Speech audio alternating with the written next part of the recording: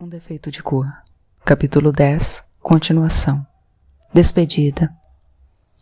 Os IBGs partiram em um domingo, no dia 17 de dezembro de 1865, na Goeleta Espanhola Asunción, e havia uma verdadeira multidão para se despedir deles. Aliás, desde a sexta-feira, a nossa casa esteve cheia de visitas. Gente que tinha se deslocado dos mais variados lugares, amigos com quem eu não me encontrava havia um bom tempo. Tive a maior surpresa com a chegada da Jacinta levando a Bimbola e a Conceição, e aquela foi a última vez que vi os dois velhos amigos. Menos de um ano depois eles morreram, primeiro a Bimbola e logo em seguida a Conceição, sem qualquer doença aparente, apenas pelo cansaço de viver, o mesmo do qual a Sinhazinha tanto reclamava. Eu ficava pensando em como era estranho eu ainda chamá-la de Sinhazinha, visto que era mais velha que eu, que já me sentia velha o bastante. Logo que acabou a festa, entrei no quarto e me sentei à secretária que tinha mandado colocar bem de frente da janela, e escrevi para a Sinhazinha, dizendo como me sentia, o quanto estava triste e feliz com a partida dos meus filhos, que, finalmente, estavam começando suas vidas. Passei a noite escrevendo e reescrevendo aquela carta, buscando as palavras certas, talvez por medo de acabar de escrevê-la e ficar na cama rolando de um lado para o outro, sem conseguir dormir. Eu estava cansada, muito cansada. Afinal, tinha recebido quase 200 pessoas para o jantar, amigos meus e dos IBGs. Depois do jantar, todos ficaram para apreciar a burrinha e a banda de músicos que mandei buscar em Porto Novo, e apareceram mais alguns curiosos que dançaram e cantaram até bem mais de meia-noite. Antes disso, eu já tinha mandado as crianças para a cama, para que estivessem descansadas no dia seguinte. Mas, pelo menos, o João eu sei que pulou a janela e voltou a se encontrar com os amigos na praia. Era uma despedida e não me preocupei em chamar a atenção dele no dia seguinte. Até achei bom que tivesse se divertido, porque teria muitas preocupações e muito estudo pela frente.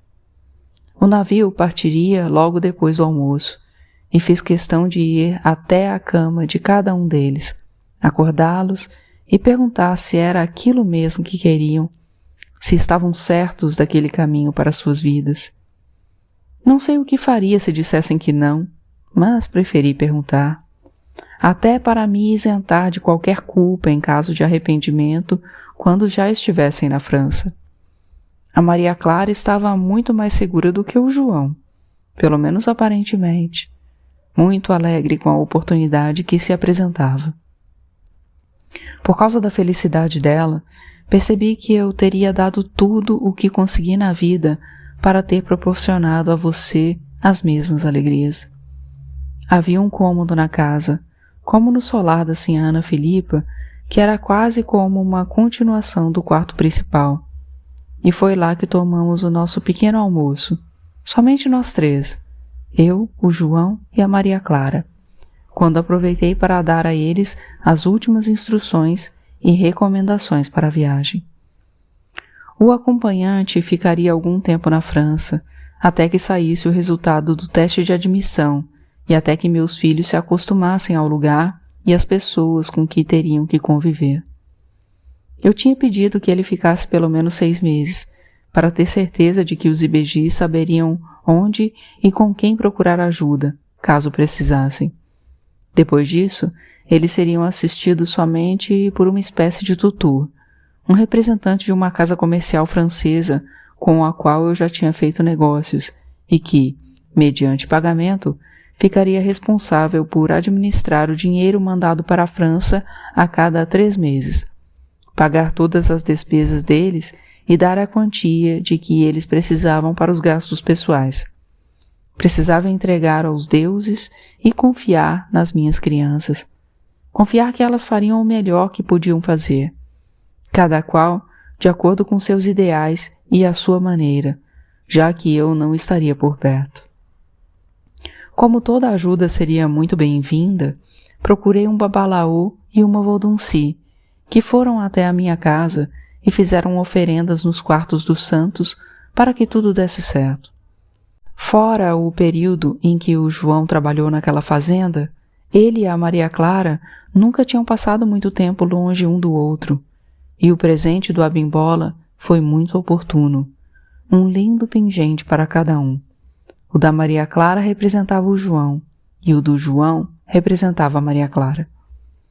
Era imperdoável que eu ainda não tivesse pensado nisso, como a minha avó tinha feito quando fui separada da Taiô com a morte dela. Seria um jeito de eles estarem sempre juntos, mesmo separados. Apesar de estarem a curta distância, o padre João Pierre comentou que não se encontrariam frequentemente, cada qual com seus afazeres e morando em locais onde o outro não poderia entrar, próprio só para moças ou só para rapazes. A despedida foi bastante triste, acompanhada por mim, pela Iná, pela Geninha, pelos padres Boucher e Borguero, alguns convidados da festa do dia anterior e os curiosos. O Assunção era um navio grande e me pareceu novo, bem conservado, robusto para enfrentar os perigos do mar, o que me acalmou um pouco. Havia 2 escaleres em serviço, mas eu tinha alugado um outro, para que todos os convidados pudessem ir a bordo sem que atrasássemos o embarque dos passageiros. Foi assim que ficamos dentro do navio até o último minuto permitido, até que o capitão foi pessoalmente pedir nossa retirada e me tranquilizar, dizendo que daria atenção especial aos meus filhos.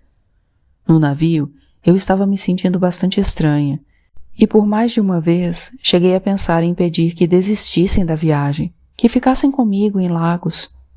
Mas sabia que aquela seria uma atitude bastante egoísta, e tratava de me abraçar a eles, um de cada lado, sem saber quando estaríamos juntos novamente daquele jeito. Os 2 ficariam juntos no mesmo país, na mesma região, na mesma aventura, mas eu estaria sozinha. Depois de ver o navio virar apenas um pontinho contra o mar e o céu, fui para casa pensando se aquela não seria uma boa época para visitar o Brasil, ficar alguns dias com a sinhazinha em São Sebastião ou na cidade imperial de Petrópolis, onde ela passava temporadas, pois tinha herdado a casa pertencente à sinhá Ana Filipa. Mas depois achei melhor esperar um pouco, até que os Ibejis estivessem perfeitamente adaptados à nova vida. Vida em Lagos. Preciso ser breve, pois o tempo está acabando, mas interrompo um pouco nossa história para te contar o que aconteceu em África até o presente momento. Este em que relato tudo a Geninha. Eu sempre tive notícias do Brasil, seja por intermédio da sinhazinha ou das filhas dela. Sei tudo o que aconteceu, e gostaria que você também soubesse sobre a África, a terra que talvez pudesse ter visitado ou onde teria morado comigo. Vou fazer isso em separado para tentar não me alongar muito, comparando acontecimentos gerais com acontecimentos pessoais. Eu deveria deixar este relato por último, por não ter tanta importância caso não dê tempo, mas não resisto, pois quero que você leia por último as coisas que me são mais caras, as que eu realmente queria que você compreendesse. Logo depois da partida dos Ibejis, correu em África a notícia de que o Brasil estava em guerra com o Paraguai, e não foram poucos os brasileiros dispostos a participar das batalhas, para onde diziam que estavam sendo enviadas grandes quantidades de escravos que, se sobrevivessem, ganhariam a liberdade. Mas acho que ninguém chegou a embarcar, nem os que se gabavam de, no Brasil, serem reconhecidos como valentes e guerreiros, os deportados por causa das rebeliões e que, por sinal, àquela altura dos acontecimentos, já estavam bem velhos. Nos 2 anos seguintes, minha casa foi bastante frequentada pelo padre Boucher e, finalmente, em 1868, ele conseguiu instalar a missão francesa em Lagos, para onde foram também alguns padres de São Tomé. Isso aconteceu bem perto do Natal, e para nossa alegria, foram feitas celebrações como as que eu tinha visto em São Salvador, com o altar preparado, missa à meia-noite, ceia e tudo o que os brasileiros quiseram, para competir com os Christmas dos Sarus, cujas igrejas também viviam lotadas. Na missa inaugural, o padre comentou sobre a instalação da escola, para a qual esperava contar com a colaboração dos presentes. Não éramos muitos, porque não cabia muita gente dentro da igreja modesta, que decepcionou a todos, uma minúscula construção de bambu na Broad Street. Esse casebre foi motivo de vergonha entre as enormes churches dos protestantes, e hoje acredito que foi esse mesmo o propósito dos padres, que queriam fazer com que contribuíssemos com muito dinheiro. Se foi isso, deu certo, pois logo um novo prédio foi erguido em OKT, ainda modesto, mas muito melhor, para o qual forneci trabalhadores e material. Naquela época, estimulada pelos padres que continuaram a se hospedar na nossa casa, apesar de já terem o alojamento da missão, voltei a frequentar a igreja.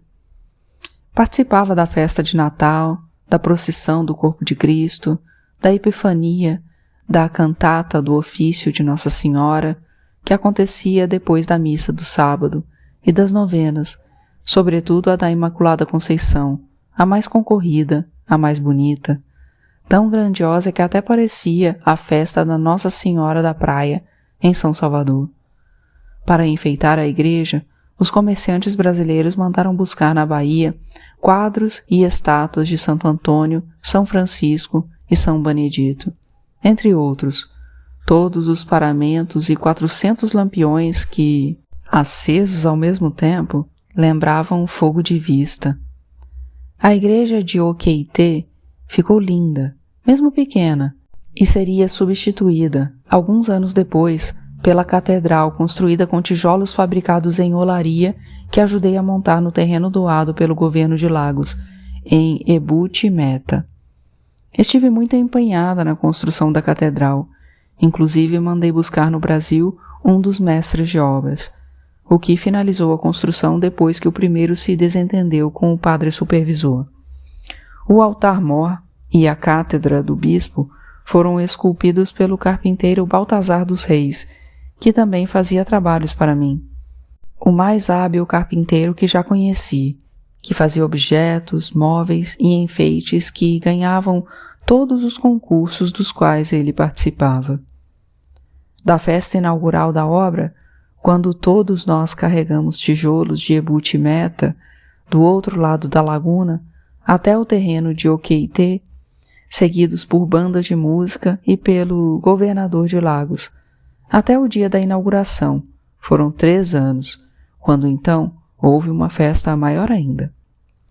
A catedral não saiu como os padres planejavam, porque, nos últimos meses, e com o mais caro por fazer, as doações rarearam, afetados pelos tempos cada vez mais difíceis. A Inglaterra, um dos países que mais negociavam com a África, passou por uma grande recessão, começada em 1873, que afetou demais o comércio do óleo de palma.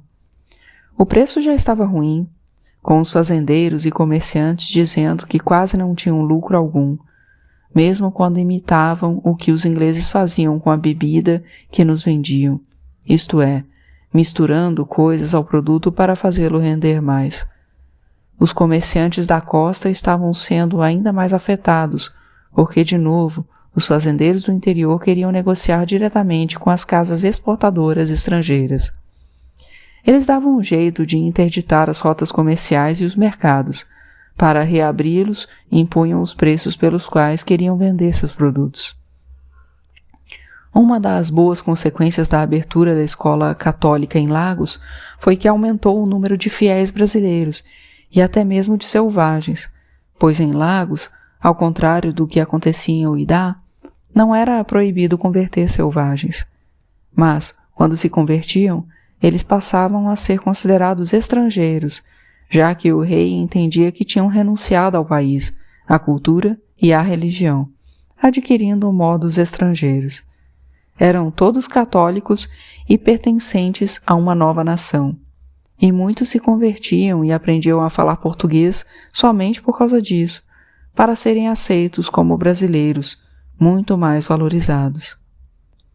Mas não era uma conversão verdadeira, muito pelo contrário, era cheia de interesse, como tinha acontecido com os mussurumins em África ou no Brasil, convertidos somente para se sentirem, de acordo com a palavra do profeta, homens iguais a todos os outros homens, pretos ou brancos, livres ou escravos. Entre os mussurumins, a separação de brasileiros e selvagens era muito maior, pois uns não aceitavam a conversão dos outros, principalmente os selvagens, que duvidavam da fé dos brasileiros e até mantinham mesquitas separadas. Voltando à escola da missão francesa, não eram muitos os franceses que falavam outras línguas além do francês e do inglês, e por isso, quando estavam tentando converter brasileiros e selvagens, tiveram que convocar professores e catequistas que falassem português e línguas africanas. Eles aproveitavam alunos que já tinham se formado nas escolas de Uidá e de Porto Novo, e o padre Boucher garantiu que a Maria Clara tinha lugar reservado quando quisesse, principalmente depois que começaram a oferecer ensino próprio para moças e, mais tarde, até uma escola separada só para elas. Isso aconteceu com a chegada das freiras missionárias, que acabaram com a escola mista e tinham mais de 50 alunas dos mais variados locais e idades, o que era um bom número. Entre os missionários franceses e os administradores ingleses, ao contrário do que se poderia imaginar, não havia grandes conflitos, porque nenhum deles queria se indispor conosco, os brasileiros, que nos dávamos bem com ambos os lados. Os religiosos precisavam do nosso dinheiro e da nossa fé, e os administradores precisavam da nossa capacidade de trabalhar e de usar técnicas que selvagens e sarôs não conheciam, principalmente na agricultura. Para os sarôs, os preguiçosos, ficavam os cargos administrativos, e para nós, os brasileiros, o trabalho, a inteligência e a iniciativa que faziam a África crescer. Um dos governadores com quem me dei melhor foi o Sir Alfred Moloney, um homem sábio e gentil que ficou em Lagos por muitos anos e enfrentou períodos de grandes dificuldades, sempre muito justo e enérgico, como precisava ser. Foi ele quem fundou a Estação Botânica de Lagos, pois dizia que os comerciantes e fazendeiros não podiam ficar dependentes de um só produto, no caso, a palma. A estação cultivou mudas de café, de cacau, da Bahia e de algodão do Egito, além de árvores para a produção de borracha e de madeiras nobres. Foi ele também quem instalou uma grande novidade, com a qual todos nos maravilhamos, e que nos colocou em contato direto com a Inglaterra, o telégrafo. Mais tarde, seguindo um projeto que ele tinha começado, nos surpreendemos com as estradas de ferro que começaram a cortar o interior, acompanhando as principais rotas comerciais. Enquanto o Sir Moloney espalhava o progresso pelo interior, os missionários espalhavam as missões, Abeokuta, Oió, Ijebu, não sem grandes dificuldades para converter os pagãos, a não ser por algumas crianças que eram dadas para os que os padres cuidassem, ou como garantia de empréstimos em dinheiro, que eles também faziam para complementar os parcos rendimentos que ganhavam dos brasileiros ou recebiam da França. Quanto mais entravam pelo interior, fora das rotas comerciais, mais distantes os selvagens estavam do que eles chamavam de Palavra de Deus. Os problemas entre brasileiros e ingleses começaram a aparecer depois do governo do Sir Moloney, e ocorreram porque nós, os brasileiros mais ligados à política, que participávamos ativamente das associações, achávamos que o governo inglês seria transitório, que logo estaríamos ocupando cargos mais importantes. Como isso não aconteceu, e depois que o governo britânico tornou obrigatório o ensino em inglês em todas as escolas da colônia e o uso da libra como moeda única, abrindo inclusive um banco, acabamos nos unindo aos selvagens. Era o que nos restava, pois inicialmente os sarôs estavam do lado dos ingleses. Apoiando os selvagens, começamos até mesmo a nos interessar um pouco pela cultura deles, ou fingíamos nos interessar só para aborrecer os ingleses, e alguns jornais até publicaram textos em línguas africanas, principalmente em Yorubá. Comemoramos com muita festa o primeiro número do jornal Iye Erohim Eko, editado pelos Sarôs mais rebeldes, que tinham os mesmos textos em inglês e em Yorubá.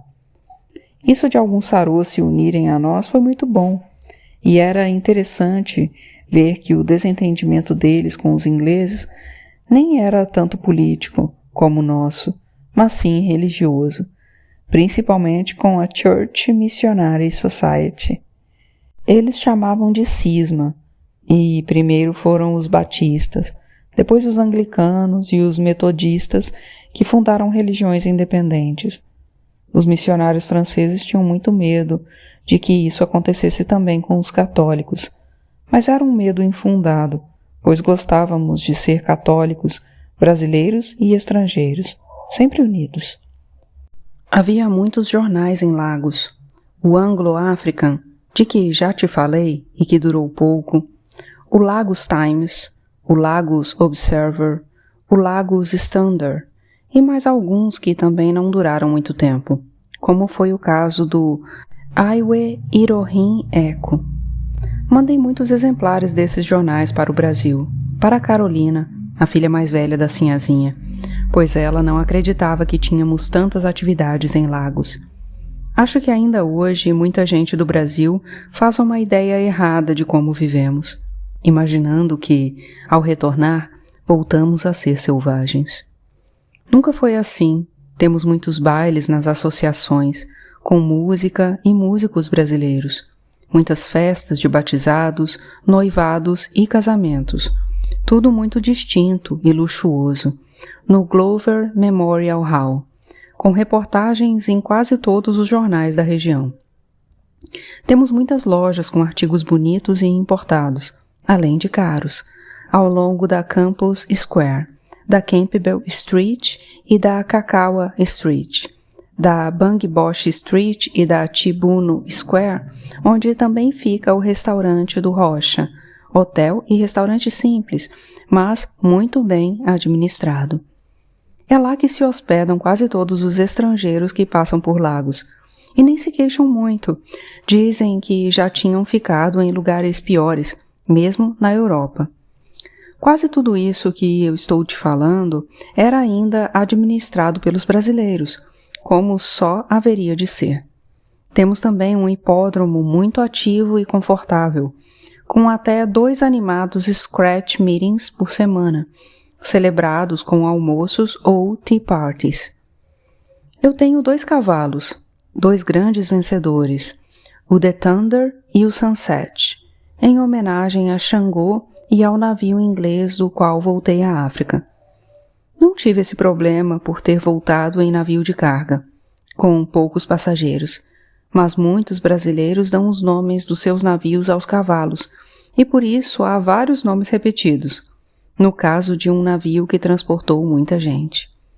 Há também alguns navios com nomes bem populares, ou porque dão sorte nos páreos, ou porque mais retornados neles tinham enriquecido, e estes batizam vários cavalos que, às vezes, caem na mesma corrida e precisam ser apileirados de primeiro, segundo, terceiro e assim por diante. Fica até parecendo o nome de rei e de rainha. Mas eu gostei mesmo foi quando surgiram os rickshaws para alugar, que muito me fizeram recordar as cadeirinhas de Arruá de São Salvador e de São Sebastião do Rio de Janeiro. Tão logo descobri o contato do fabricante, tratei de comprar o meu.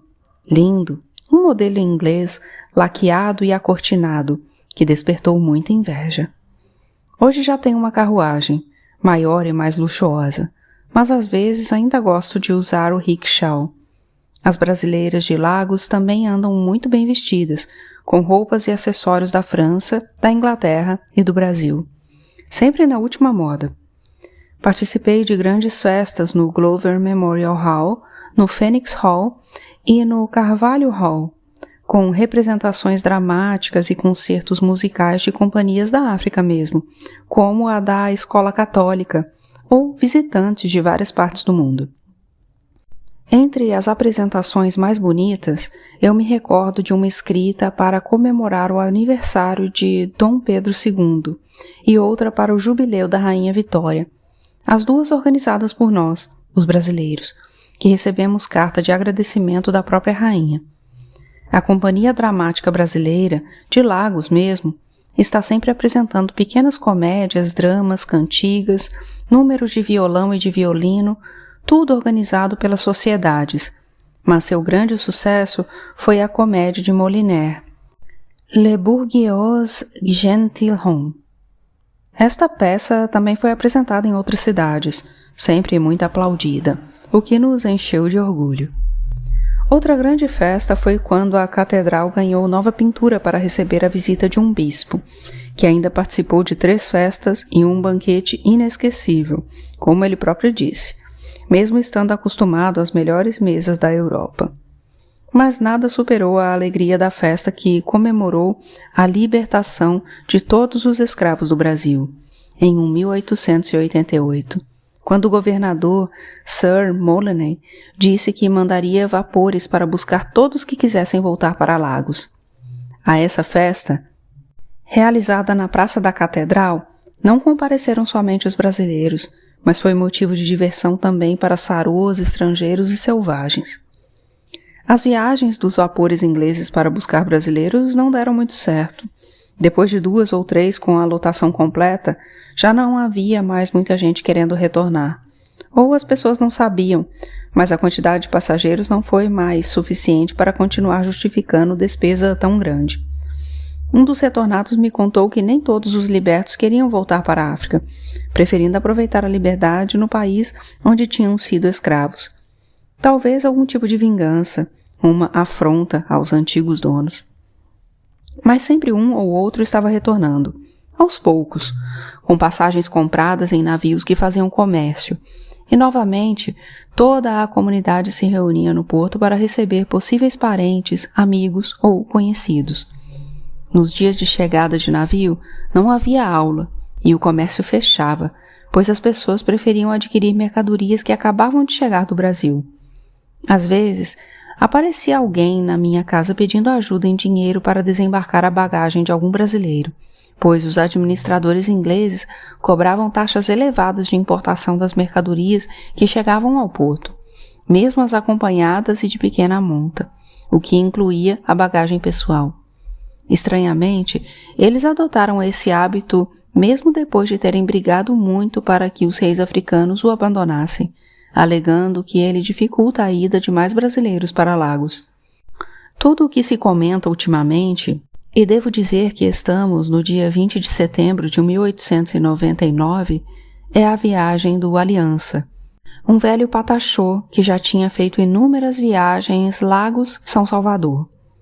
Um dos desentendimentos recentes que tive com os seus irmãos foi por causa dessa última viagem do Aliança, da notícia e da tristeza que ele levou até Lagos em junho deste ano. A Bahia está sofrendo com uma epidemia de febre amarela, e os navios que saem de lá têm que carregar boletins de saúde para todos os passageiros e tripulantes. Mas na pressa de viajar, ou por irresponsabilidade mesmo, o capitão do Aliança arrumou atestados falsos para todos os viajantes. Deu azar, porque um ou alguns deles estavam com a febre, que rapidamente se alastrou, matando 11 passageiros durante a viagem e mais um depois que o patacho ancorou em Lagos. Sabedoras do que estava acontecendo, as autoridades de Lagos não deixaram que ninguém fosse à terra e mandaram embora outra embarcação para recolher os passageiros, a bordo do qual tiveram que ficar de junho até o início deste mês, quando um oficial médico britânico achou que não haveria mais problemas. Antes, as autoridades tinham se esforçado para fazer com que o capitão retornasse à Bahia com tudo o que tinha levado, mas não conseguiram convencê-lo. Quando os passageiros e tripulantes finalmente foram autorizados a desembarcar, foi sem os pertences, que tinham ficado no Aliança e possivelmente estavam contaminados. Houve grande comoção e a mobilização em Lagos para ajudar os retornados, pois eles perderam tudo o que tinham, economias de uma vida inteira, em dinheiro ou em mercadorias, como cachaça, tabaco e carne seca. E também todas as roupas e objetos de uso pessoal. Antes de embarcar, ainda fiz mais uma coisa por eles. Doei tudo o que era de uso pessoal e exclusivo meu, como as roupas e os sapatos que não trouxe comigo agora, e que nunca mais usaria mesmo.